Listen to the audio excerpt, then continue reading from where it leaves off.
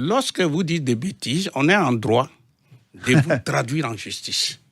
Oui. Et quand je parle, c'est pas seulement je parle. Ça dépend qui les prononce. Hein. Oui, d'accord. Mais j'ai mis sur la place publique un livre. Donc, on peut m'attaquer. Ce qu'ils ne font pas. Pourquoi ? Parce que ce que j'ai dit, je le démontre. Donc, je disais, alors, vous nous donnez l'occasion, un des inconvénients majeurs de ce compte d'opération, comme ils le disent les Français eux-mêmes. Je prends par exemple le cas de Xavier de la Fournière. Il dit que la France utilise les devises des Africains pour payer une partie de sa dette. C'est incroyable. Et il n'est pas le seul. Ça marche pas, hein, en l'occurrence. Jean Boissonnant. Mais c'est quand même... Je reprends Jean Boissonnant.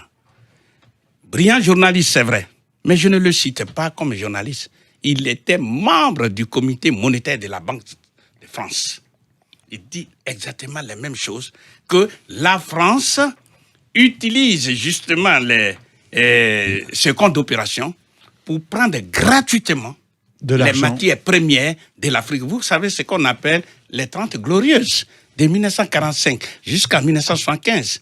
Toutes ces matières premières en provenance de l'Afrique étaient prises gratuitement parce que on dit exporter vers nous la France. On n'a pas de pétrole, mais on a des idées. C'était l'objectivité. Ce que dit Nicolas, je peux vous lire ce que dit. Donc, je vais continuer parce que ceux qui nous écoutent, il faut qu'ils soient fixés. Ça ressemble. Attendez, lisez le passage. Lisez le passage. C'est un pays d'occupation, quoi. C'est vraiment... François, si vous pouvez nous faire juste pour l'illustration de Nicolas. Parce que c'est très précis, c'est très concret. La zone franc a permis, donc Jean Boissonnat, journaliste économique, créateur de l'expansion, etc. L'expansion, il allait... La zone franc a permis à la France de se fournir en certaines matières premières sans débourser de devises. On a calculé qu'elle représentait, en 1960, 250 millions de dollars par an d'économie de devises. On a estimé que 500 000 Français, en 60, de la métropole, tiraient leurs moyens d'existence de l'ensemble économique de la zone franc. Bien. Voilà, c'est quelle page, François ? Ça, c'est en page 55. Bon, on verra ça après. Oui. Mais c'est ce que faisaient les nazis. Les nazis prenaient les matières, les richesses gratuitement, sans débourser des... c'est ce que font les Anglais aussi. Non, c'est ce que font tous les autres. Ils avaient les colonies, ils avaient la zone sterling. Voilà. Oui, mais quand on résout un problème... Non, mais c'est pas que les nazis, c'est ce que tous les gens... Quand vous installez dans un pays et que vous niez la souveraineté de ce pays, vous vous servez. Donc, on est d'abord nazis. Voilà, donc, moi, je fixe là, parce que je dis et je répète, quand les nazis ont pris la France, je ne vous fais pas un dessin, puisque tout le monde le reconnaît, l'Afrique a joué un rôle très important dans la libération de l'Afrique. De la France. De la France, pardon. Bien sûr. Or, à peine libérée, la France retourne contre l'Afrique. Donc, c'est ce que je suis en train de décrire. Un des éléments importants que nous dit Jean Néné dans son rapport, il dit que la France utilise les devises africaines pour combler le déficit de la balance des paiements. C'est Jean Néné qui dit ça ? Oui, oui. Jean-Noël Jean-Néné. Jean-Noël, oui, le père de... Nous continuons toujours. Donc, vous voyez bien que cet approvisionnement gratuit que décrit avec justesse Jean Boissonnat, c'est ce qu'il vient de rappeler. Ensuite, la France prend l'argent des Africains pour endetter les Africains. Ah, ça, c'est un deuxième point, alors, c'est ça ? Un des inconvénients. Alors, oui, parce on est toujours sur le premier point, centralisation. Oui. Et il y a une suite encore dans ce premier, on n'est pas encore passé au deuxième. Voilà. La suite, donc, je suis en train de vous citer quelques exemples et quelques inconvénients. Sinon, si vous voulez, je peux passer aux autres. Mais... Non, finissez. Voilà. Soyons fluides, ne faisons pas des sous-ensembles, sinon les gens n'arrivent plus à comprendre. La France utilise les capitaux des Africains pour endetter les Africains. Comment ils font ? Comment on le fait ? Prenons un exemple. Imaginons un seul instant, on vous prête, 12 000 milliards d'euros de France, enfin, on vous confie ça. Eh bien, pendant un an, même puisque vous n'allez pas garder cet argent sous le paillasson, sous le matelas, vous allez confier ça à un banquier. Le banquier vous dit, je vous rémunère pour 1% seulement. Ah ben c'est l'histoire de Patrick Drahi, ça, pour les médias, que vous nous racontez. Parce que, non. J'ai dit, on vous confie et vous placez ces 12 000 milliards dans une banque qui vous rémunère ne serait-ce que pour 1%. 1% des 12 000 milliards, c'est 120 milliards d'intérêts seulement. 120 milliards. C'est comme ça que ça fonctionne. Bien, la France... C'est comme ça que le système tient. Oui, mais nous sommes quand même en train de parler aux gens pour comprendre le système. Donc, finissez l'exemple, ouais. Voilà, un seul exemple. Donc, ces intérêts rapportés 1% en aux faveur Africains. de la France plus dessus. Elle va aller prêter cet argent aux Africains, tabour battant, en mutant tous les journalistes. On s'en va aider les Africains. C'est-à-dire qu'on s'en va prêter l'argent des Africains aux je Africains. fais juste un petit point. Peu importe le taux, ça veut dire que c'est comme ça, Étienne, qu'on crée de la monnaie. Ouais.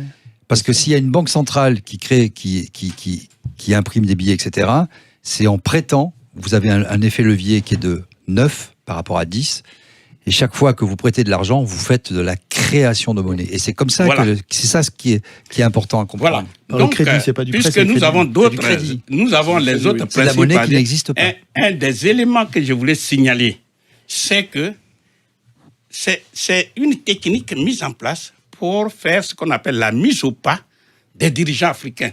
Sinon, ce que moi j'appelle la violence nazie encore. Pourquoi? Parce que tous ceux qui, d'une manière, tous ceux qui ont eu à aspirer à la souveraineté de leur pays, que ça comme soit Sankara, que ça soit Djibo Bakary du Niger, qui devrait prendre le pouvoir parce qu'il était le président du parti Sawaba. C'est lui qui devait prendre le pouvoir. Comment il s'appelle? Djibo Bakary. Mais en tout cas, général de Gaulle lui a créé tous les problèmes et il l'a obligé à fuir le Niger et en lieu et place on a mis Amani Dioré. C'était en 1958. En 1958, ça a été le cas de Sékou Touré. Je ne vous fais pas un dessin. Sékou Touré, il a dit non, quand on est souverain, on est indépendant, on bat sa monnaie. Général de Gaulle lui a créé tous les problèmes. On a même déversé sur la Guinée des faux francs français guinéens pour pouvoir... Des faux francs guinéens. Des faux francs guinéens. C'est-à-dire qu'ils ont semé la panique monétaire. Pour pouvoir désorganiser les barbouzes, quoi, ont fabriqué une panique monétaire. Hein. Puisque le temps nous est compté, on va aller très vite. En 1962, il y a eu Modibo Keïta du Mali, qui a battu monnaie. Eh bien, toutes les tracasseries, tous les ennuis lui ont été créés, avec même la complicité de certains dirigeants africains sur lesquels s'appuyait la France, mais je ne vais pas les citer volontairement. Eh bien, à la fin des fins, Modibo Keïta a été arrêté, mis en prison, empoisonné et mort en prison. Ah ben oui. Ensuite, en 1963... Et le Mali est revenu dans le franc CFA. Voilà, et finalement, on a obligé le Mali à revenir dans la zone franc CFA parce que c'était le mauvais exemple à ne pas suivre. Combien de pays, en pourcentage, aujourd'hui, sont dans la zone franc CFA sur le continent africain? Non, il y en a 15. Ce sont ces 15 dont nous parlons. 15. Ensuite, essentiellement en Afrique de l'Ouest? En Afrique de l'Ouest et en Afrique centrale. Et en Afrique centrale. Vous retrouverez tous ces exemples dans ce livre qui est passionnant. Hein. On les présentera à la fin. En 1963, il y a eu Sylvanus Olympio du Togo. Le 15 janvier 1963, il devait mettre sur la place publique la monnaie du Togo. Eh bien, 2 jours avant, c'est-à-dire le 13 janvier 1963, il a été assassiné. Parce que justement, il veut battre monnaie. Après, il y a eu, en 1975, il y a eu Ngueta Tombalbaye du Tchad. Eh bien, parce qu'il voulait battre monnaie, il a été bombardé par l'armée française, par les bombes françaises, et il est mort dans son palais. Ensuite, vous connaissez l'histoire de, comment on appelle, Kadhafi, qui on la connaît très bien. Peu importe tout ce qu'on dit, mais nous sommes dans le domaine de la monnaie. Il voulait créer la monnaie africaine, c'est-à-dire la Banque centrale africaine avec la monnaie africaine. Par voie de conséquence, le franc CFA allait disparaître. Vous savez ce qui est arrivé. Et enfin, je prends le cas du président Laurent Gbagbo de Côte d'Ivoire. Rappelez-le, s'il vous plaît, ce qui s'est passé à Kadhafi, parce qu'il y en a peut-être qui... Non, tout le monde le sait. Il a été assassiné. Voilà. Bon, une des causes majeures, c'est dévasté. Non, on va dire qu'il a d'abord beaucoup aidé, et que comme les gens ont commencé à parler, finalement, la politique internationale de la France vis-à-vis de la Libye a changé. Et on a des spécialistes comme M. Bernard-Henri Lévy, par exemple, qui a décidé de dévaster le pays. Qui décide d'un coup d'un seul comme ça, en faisant de la philosophie entre Saint-Germain, Marrakech et New York, de tirer sur un peuple. il est dévaster le pays. Il est complètement magnifique. Du jour au lendemain, ce peuple et ses dirigeants, il faut vit les dans le assassiner. chaos. Bien. Donc, vous voyez bien que... Ça, ce sont des faits. Hein. Voilà. Le cas du président Laurent Gbagbo. Ce n'est pas que parce que Gbagbo est contre les intérêts de la France, c'est pas ça. Mais comme on voulait absolument que le président Gbagbo ait des problèmes, qu'est-ce qui s'est passé? Eh bien, tout simplement, on a fermé, lors de venue de Paris, on a fermé sans sommation, sans préavis, toutes les banques commerciales qui sont en Côte d'Ivoire. Alors, imaginez un seul instant. Vous êtes un chef d'entreprise. Vous voulez retirer l'argent. Vous ne pouvez pas.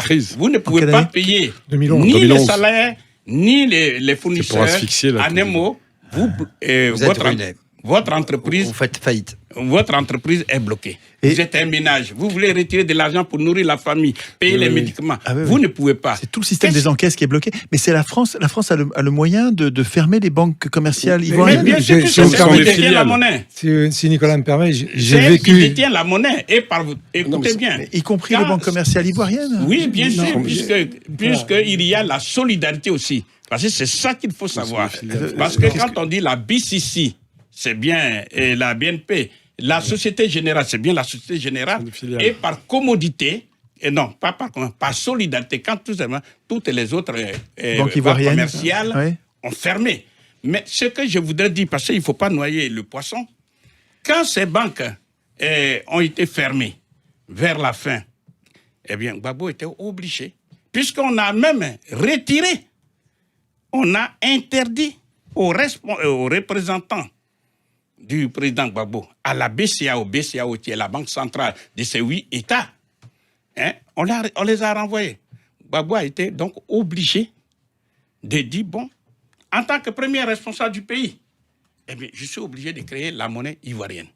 Et selon Koné Katina, le ministre du budget de l'époque, il dit au plus tard, le 15 mai. Quelle année? 2011. Eh bien, on devrait voir la monnaie ivoirienne en circulation. Eh bien, tout ça, ça n'a pas plu à l'occupant français. Et la France s'est rattrapée sur le plan militaire. Quel mois? Juste combien de temps après? C'est-à-dire, vous avez vu ce qui s'est passé, les bombardements. Et on a bombardé Gbagbo. C'est quand les bombardements? C'est avril? En avril. On a bombardé Gbagbo. 2011. Oui. Mais enfin, attendez, il y a bien un prétexte. Qu'est-ce qu'a dit le